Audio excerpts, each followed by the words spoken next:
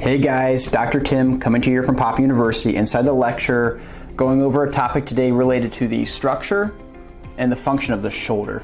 Multi-joint structure, when you talk about the shoulder, it is the most mobile joint, second to the hip, in the human body. And with that inherently comes a problem when something's very mobile of, is it stable? And if it is unstable, what can you do to make it stable, to avoid injuries and irritations? So we'll discuss that today. For athletes, understanding how the shoulder works is key, both to prevent injuries, to build sustainable strength, and to maximize performance inside their sport. Whether you are a barbell or an endurance athlete, this joint matters for you in terms of your athletic capacity.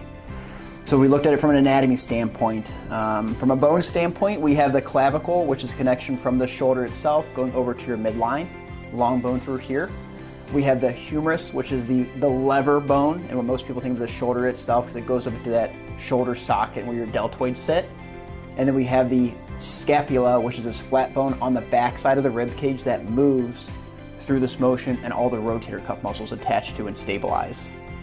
We have 4 joints in this area. The GH joint, glenohumeral, is the ball and socket joint. It's the main joint and the most mobile joint. Most of the irritations will happen here, and it's not a problem here. It's a problem with all the other structures usually. We have the AC joint, which is coming off of your shoulder blade. You have your acromion here, off the shoulder blade, off the back, little hook that sits on the top of the shoulder blade.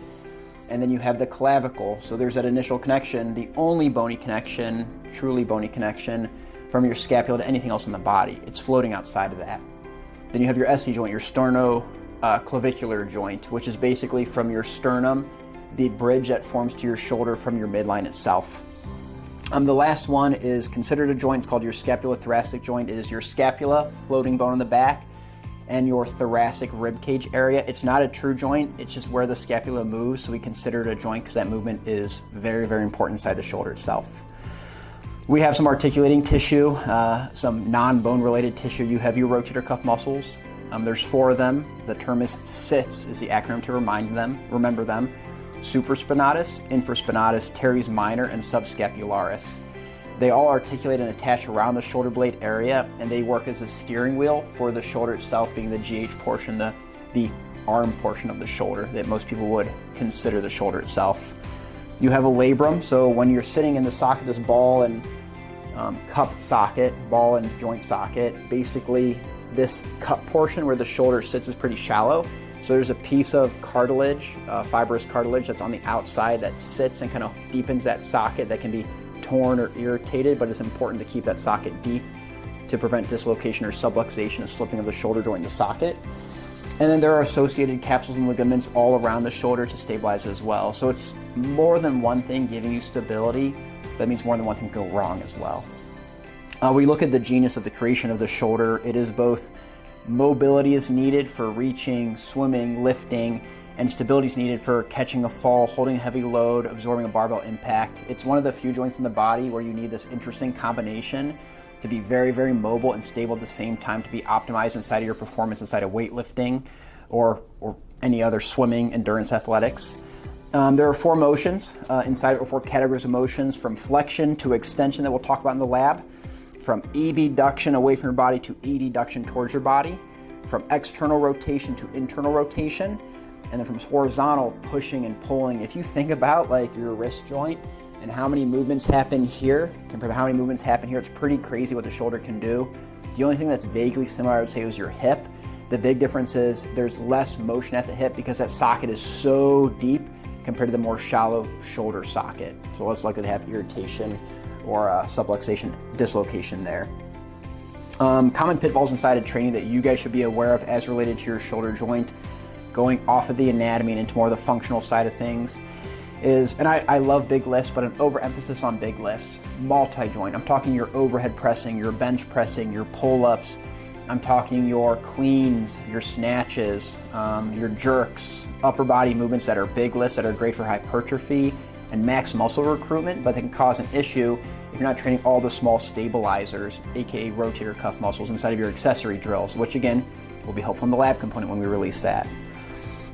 Being aware of poor scapular control, so having the ability to press as an upward motion, but if your shoulder blade is not in rhythm with your shoulder, anytime the shoulder, being the The humeral bone through here goes above 30 degrees. There should be rotation of the scapula in an upward motion to decrease the chance of impinging or pinching between this AC joint and the humeral head. This is where your supraspinatus tendon runs, and you create an impingement or joint impingement there. Having mobility without control, people who feel stiff a lot of times will focus on stretching their shoulders. You might get chronic stiffness in the shoulder if you just don't have stability. So you can almost be loose in the shoulder but lack that end range strength and still feel stiff all the time, even though you're loose from a mobility standpoint, aka hypermobile.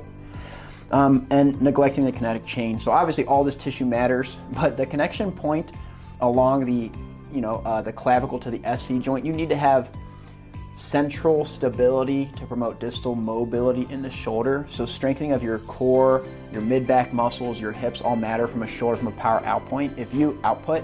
If you're lacking strength of the midline, you will be bleeding torque and power at the shoulder itself just because you're operating off a weak surface, basically.